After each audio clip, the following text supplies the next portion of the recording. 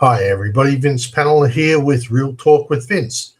Today I thought I would bring about some discussions about the current food prices and what they've been doing over the last 12 months.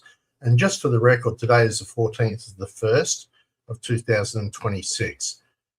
What I'd like is for people to actually look at this and show it around to other people in their community so that they get an understanding of what has been happening over the last 12 months and even over the last 10 years, because I got a little bit of figures on that as well. But effectively what we've been seeing, and I'm pretty sure you've all noticed it in the supermarkets, is that the price of food that are our general basic foods has been going up significantly over the last 12 months, and our wages have by no means kept track with that. Now, there's plenty of questions as to why this has been happening. I'm not going to approach those today, but I would think you could probably consider that the government has a fair amount to do with this. It'll be areas like, for instance, why are we exporting our gas when we could be running cheap gas? Why do we only have 2 fuel processing plants in Australia when we have our own oil? And all those sort of things. They would all help bring down prices of food, because it would bring down the prices of actually creating, packing, transporting all of those foods. So I just thought I would go through some of the food prices. I've done a little bit of a survey. Now, this survey is in my area only, so that's in my area of South Australia. And yes, I used AI to help correlate this information. Otherwise, it would have taken me years. But these are the reports that came back. To be clear, when I used AI, I actually had to tell AI specifically what I wanted to do, because the first run, it just used the CPI index as the indicator for the prices. So I actually ended up having to tell it to really go check out the individual chains and ask for those prices there. Once I did that, it came back with a totally different answer to its first run. So anyway, I just thought I'd shoot through these for you. So I'm just going to go through some various prices, and I'm going to put them up on the screen and put myself in the top corner. So give me a sec while I do that. Okay, so this is the very first one, cheese, which is a fairly stable basic dietary item that we all have. And I've just done these as groups. I haven't picked on particular cheese prices, or in any of these I haven't picked on a particular brand name, but I just wanted to go through these, and as you can see, so this is from the 2024 price approximate to the current retail prices in 2025. Everyday block cheese started off at $2.24 at $5 to $6. Current price is, they say, around $6. So taking from the bottom price, $5, it's gone up somewhere between 10 to 20%. Mid-range shredded cheddar, right, has gone up 15 to 35%. Like a premium block cheddar, it's gone from $18 to $11 to $14, which is 15 to 30-odd%. I'd hate to say this, but in my current supermarket, if I can get a decent premium cheddar block at $14, I am really happy, because it's around $17 to $18. Just mentioning that. All right, so let's look at another one. This is chocolate. Everybody has seen chocolate go through the roof. Mind you, not that chocolate should be classed as a staple diet, but it is something we like to treat ourselves with. 180-gram block, right, that has gone up 15 to 35%. The 360 grams seem to have stayed down a bit, so obviously buying in bulk is a slightly better option. Your Coles store chocolate block at 200 grams, 10 to 20%. You'll notice that all of these are significantly high in percentage. Discount compound block, that's your cooking block, it's stayed flat to 10%. All right, so our next one is coffee. Coffee is surprising. Look at this, right? We're all of us who are drinking coffee probably need to stop drinking coffee. But Coles urban coffee beans, $13 a kilogram to $24 a kilogram. That's 85% 85%, right? Woolworths espresso beans, 50%. Aldi Lazio coffee, it's picked up on a particular brand name there, right, has gone from $14 or $15 roughly to nearly $20. That's 20 to 30%, right? Instant mocha coffee, Moccona, they chose here 400 grams, from $28 to $37.50. Would you pay $37.50 for a coffee? Really? 34%. I have to say that Nescafe has done the same thing. A 500-gram tin of Nescafe is running at my place around at the moment where I live at $32 for 500 grams. So more prices for you. Right, meat. Obviously, meat is something that we require in our daily general living. So we've got some chicken mince there, some chicken breast mince, chicken thighs, bulks, etc., along with beef mince, and premium steak. Look at the prices: 10 to 15%, 10 to 20%, 15 to 25%, 18 to 26%, 10 to 20%, and again 10 to 20% on steaks. $27 a kilo. It puts a bit in place there for those people who are now buying farmer to the plate type situations, because I can guarantee you the prices are significantly less than what's in the supermarket. So a practical summary for eggs. Caged eggs, $4.50 to $5, up to $6.50 for 12 eggs. I tell you what, there's nowhere in this town can I buy eggs for $6.50. Not even close. Try $8 or $9, but even still, that's 30 to 45%. So understand what I'm saying here is that these prices that I'm showing you are mainly from the main conglomerate supermarkets. The smaller ones like IGA, they have higher costs. So just giving you a bit of a concept on that. Barn laid, 20 to 40%. Free range eggs, 30 to 55%. Organic, 20 to 40%. All right, so let's look at milk. Milk over the year, 2024 to 2025. A 1 litre from 155 to 180 midpoint. Notice it specifies midpoint, means that there are obviously more expensive brands. 15 to 30%. For 2 litres, 8 to 15%. For long life UHT has gone up 5 to 10%. Still not 5 to 10%. Okay, that's reasonable, but it is long life. Right. So in here, toilet paper. The big rush from the COVID years when all the toilet paper went running out the door. So what's happened with toilet paper? Budget supermarkets, 18 pack, $4. Right, $4.30 is now for an 18 pack. That's gone up 5 to 10%. Standard 24 to 36 pack is $10 to $15, or $15 to $22. So that's 15 to 30%. Now, I bought a 36 pack just yesterday and it was $22. So I can guarantee that was the price for it. And well, that was on special, $22 on special. There was plenty of other toilet packs that were much, much more, in the $30, $35 mark. Premium box bulk, 40 to 55. I haven't bought anything for bulk, so I couldn't tell you that, but even that's at 10 to 25%. Right, the next one's vegetables, staple diet stuff once again. Right, potatoes, $3 to $4 a kilo. It's now 4 to 6, so that's 20%. Onions have gone up between 5 and 20%. Lettuces have gone from 15 to 35%. Tomatoes, 25% to 45%. At any time, you can pause this video and actually have a look at the range of prices if you wish. Carrots, 20 to 40%. All right, let's try washing powder, because we all have to wash our clothes unless we just want to use soap and water. Budget laundry powders have gone 10 to 25%. Your standard mid-range powder, 10 to 20%. Your premium brands, 5 to 15%. So 5 to 15%, okay, not so bad. What about pasta? Not that we should be eating pasta, because it's as nice as a sideline, but not the most healthy for you because of it being a processed food. But still, dried generic pasta is 5 to 10%. The Coles spaghetti has actually stayed about the same price. So as long as we're going to live on spaghetti, we can actually probably afford to do that.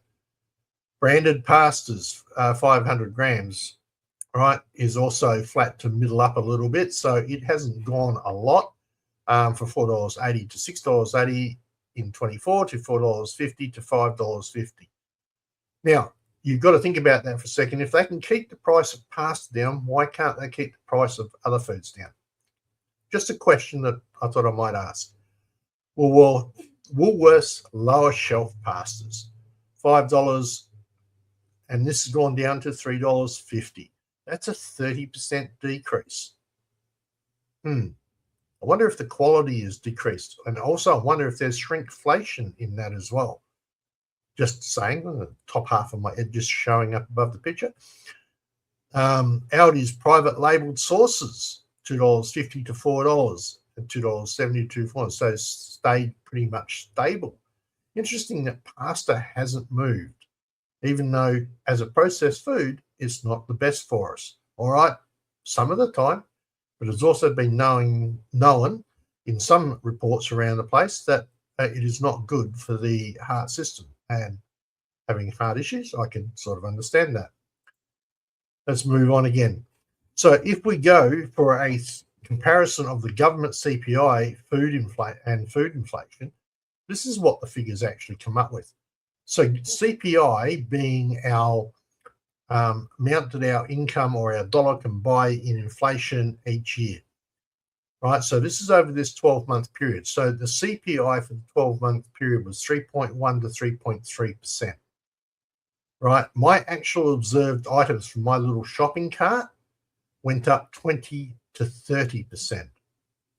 So that means even if I take the lowest numbers, I am now 16.9% have less buying power than what I had last year.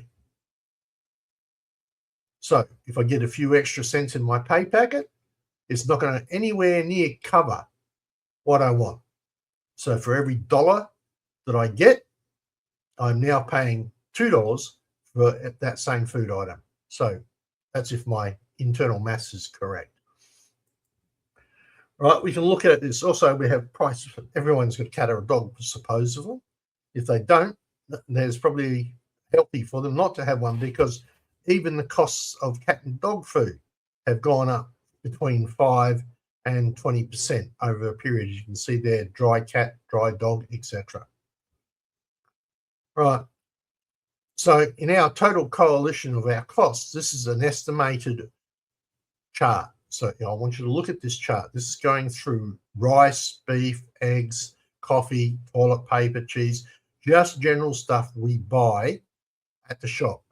And looking at that, the lowest figure we can see is 8%. Oh no, sorry, I stand corrected. Fresh veg went at 5%. So 5% is the lowest amount that it's gone up. And that's still 2% above in the CPI. But most things are way, way above that, 10, 20, 8, 10, right? So interesting. If you want a comparison of what that means as far as food costs, and this is why I want you to show this around. A lot of people are going to have to start voting on governments shortly. And these people need to be aware that these are the costs that happened over the last 12 months with the current government that we have in play. So are they really looking after us or not?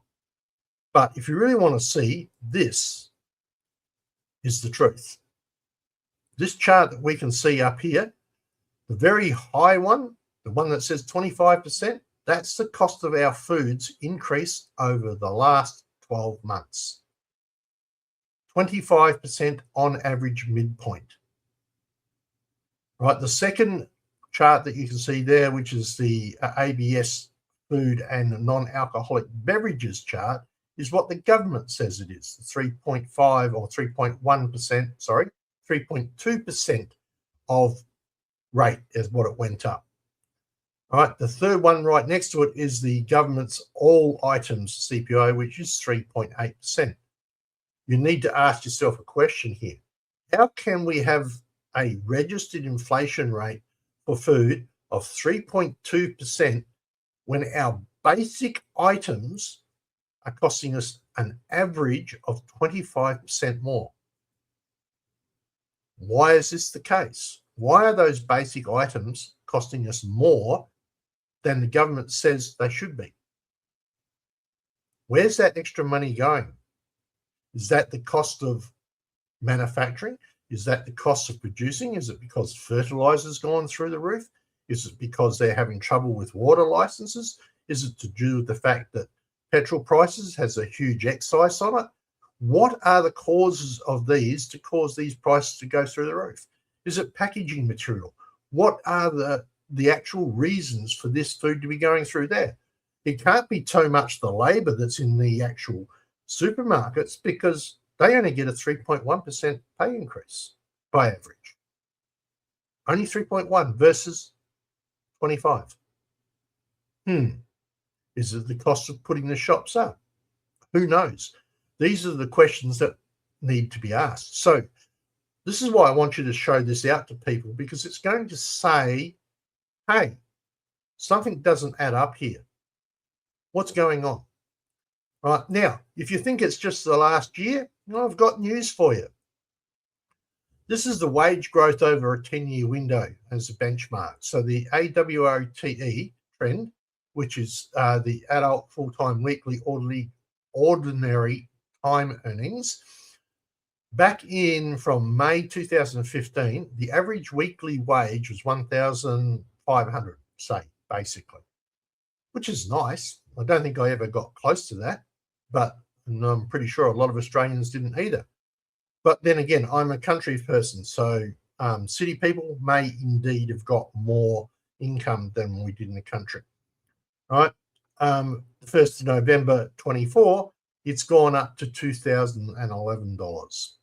So the wage increase over that time has been 34.16%. That actually is not too bad. Right? Once you start looking at that wage increase and compare it to the amount of CPI, it's actually pretty close. I think hopefully I have that chart here.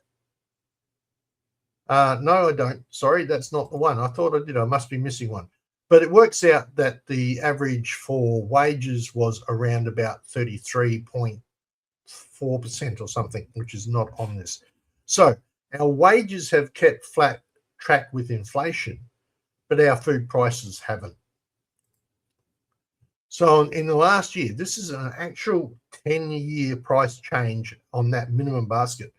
The reason why it's called a minimum basket is because some of these items weren't easily to be tracked over a 10-year period. So it only picked a few in my little test summary, and that was toilet paper, cheese, chocolate, coffee, and milk. But even then, if we look at it, the 10-year change prices, so over 10 years, 35% for toilet paper. Wages went up 34%. So that's pretty much means that we can buy toilet paper for the same price we could 10 years ago as it is now, taking into effect inflation. Cheese, however, is 54%. 54%, so that's almost double, right? At least 2/3 extra above what we could have bought 10 years ago, right? Chocolate, 154%. Now, remember I said it was $34 that our wage increased over 10 years. So 154%. How many times can we put $34 into that? That's 4.5 times. So that's a 4.5 times increase on the average wage, right? Coffee, 86%. Milk, 83%. So you have to ask yourself, 83% over 10 years? Can we afford to keep living like this? Is this our life going backwards? I believe so. And this is what people need to look at. So why is that being done? Well, politically speaking, I believe it's the government's fault. They have sold off our resources. They have sold off our farms. They're owned by foreign companies. we should have petrol back in this country, manufactured by us from the oil we get out of our ground, the gas that helps feeds the turbines for electricity. That should be coming directly from us to these factories that look after the electricity, or the generation plants that look after electricity. And that should be done at our wholesale price, because it's our bloody gas, not being sold overseas. Like, I know we sell gas to Japan, and then they on-sell it and make a profit out of our gas to other countries. We need to start being the retailer of our goods, not the wholesaler of our goods. Once we do that, we can start bringing prices down for us in here, plus we would be creating jobs for more people, etc. So remember this, when this comes up, right? This is the issue. Our basic foods are outstripped by our income, right? They're outstripping our income. So the basic cost of food surged faster than our pay, and it's true. And we don't have as many people working jobs because those jobs have gone overseas. Who's responsible for that? Who's controlling that? That is our government, in all fairness. Think about that for a while. Think about how much you are now paying for food, the basics to live. What's that all mean? Well, if we're all struggling to survive, we're too busy concentrating on ourselves to concentrate on the good of the country. So get this message out there. Show people what's going on and what's happening. I have a whole nother section about electricity I want to do as well. And up and coming too, we have elections here in South Australia. So I will be doing quite a few interviews with the various candidates that are around in the South Australian elections over these next couple of months. So please stay tuned for that. I'll be asking some questions, and I'll be asking the same questions of all the candidates. So you'll be able to gauge what the response is. I will try, and I do mean try, not to be biased in any format, because I want this to be evidence that you guys can listen to, can hear, that you can make your own decision. So from me, Real Talk with Vince, all I'd like to say is keep an eye on what's going on and watch the prices rise, and understand only you can make a change that's going to help this. So from that, I will catch you later. Stay true, everybody. Think about it, look at it, and keep the faith.